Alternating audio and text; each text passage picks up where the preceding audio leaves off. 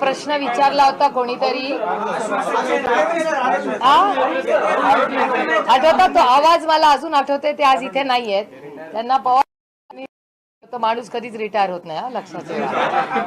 त्याच्यामुळे पवार साहेबांना कोणीतरी विचारलं होतं त्या प्रेस कॉन्फरन्स मध्ये 2 जुलैला 1:30 वाजता की तुमच्या चेहऱ्यात तुमचा पक्षात एवढा मोठा डॅमेज झालाय, तुमच्या पक्षाचा आश्वासक चेहरा कोण?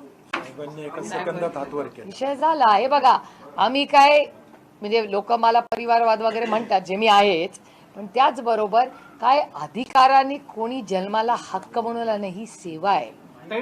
हे काय माझे शेअर्स नाही आहेत की बारामती ॲग्रो मधले शेअर्स किंवा गोविंद बागेतलं घर मला मिळालंच पाहिजे. Not at all. ही सेवा आहे. ही सेवा काय प्रक्रियेने करायची हा प्रत्येकाचा वैयक्तिक अधिकार.